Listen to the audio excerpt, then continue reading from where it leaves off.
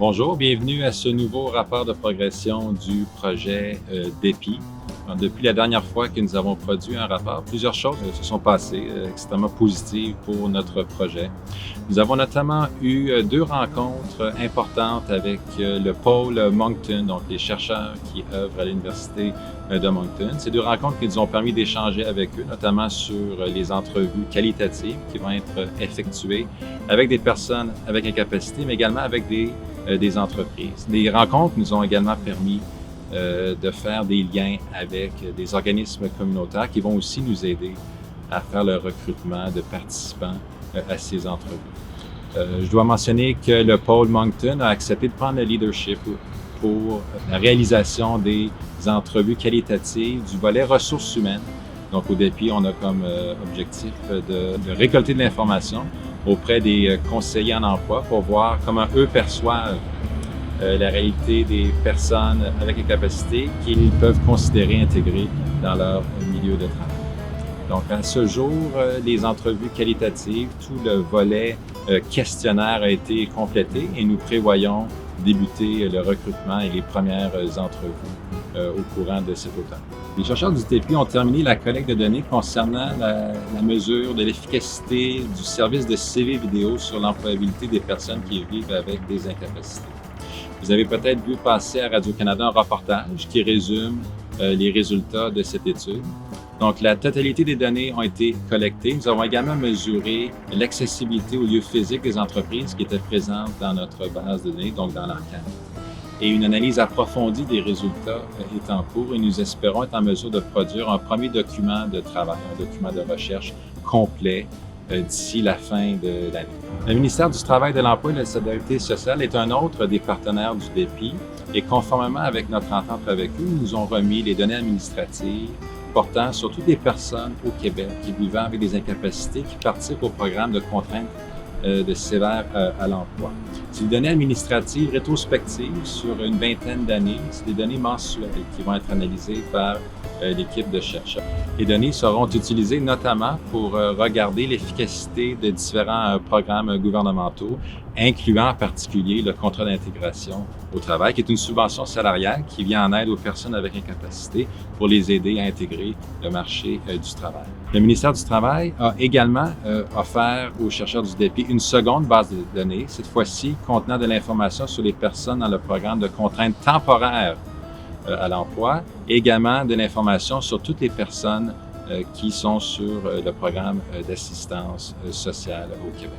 Donc l'ensemble, la totalité de ces données-là va être combinée pour analyser différents types de projets tels que discutés. La deuxième rencontre annuelle du DEPI a eu lieu le 2 octobre dernier. Nous avons eu le plaisir d'être accueillis dans les locaux du groupe TAC, qui est un des partenaires du DEPI. Cette rencontre annuelle permet de rassembler la totalité des partenaires du DEPI, également des chercheurs. C'est une rencontre qui permet d'échanger sur l'état d'avancement des différents projets de recherche du DEPI et qui nous permet également de planifier la suite des travaux pour ce qui est de notre deuxième année de travail. C'était une rencontre extrêmement intéressante, enrichissante, un grand succès. Nous avons déjà hâte à l'organisation de la prochaine rencontre annuelle du DEPI. Bien que le projet DEPI débute sa deuxième année, nous avons déjà été en mesure de produire des résultats de différents projets de recherche qui ont démarré il y a moins d'une année. Et au courant de la dernière été, notamment, les chercheurs du projet DEPI, incluant les chercheurs étudiants, ont effectué plus d'une dizaine de présentations des résultats de ces différents travaux dans le cadre de colloques et de congrès académiques organisés au Québec, au Canada, mais également en Europe. Le projet DEPI commence à se faire connaître à l'extérieur des milieux académiques ou universitaires. J'ai notamment déjà annoncé, et vous avez probablement déjà vu, le reportage qui est effectué à Radio-Canada sur le projet de recherche de CV vidéo. Je dois également souligner qu'une entrevue radio a été effectuée pour présenter le projet DEPI ici à Québec.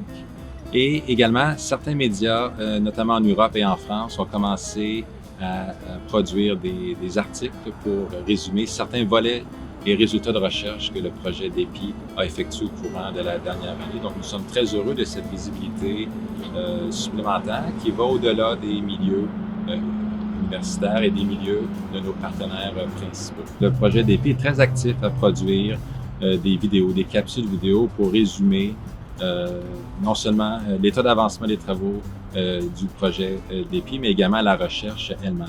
Nous avons également produit au courant de l'été une vidéo promotionnelle pour mettre en valeur différents partenaires du DEPI, notamment le groupe TAC et le ROSEF et l'Université Laval, pour permettre à nos partenaires d'exprimer dans leurs propres mots pourquoi ils collaborent avec le projet DEPI et la pertinence pour eux de ce genre de projet de partenariat. D'ici la production du prochain rapport de progression, l'équipe DEPI produira une capsule vidéo qui résumera les résultats de la recherche du projet de CV Vidéo, qui va documenter notamment l'efficacité de ces services-là quant à sa capacité à augmenter les taux de convocation à des entreprises.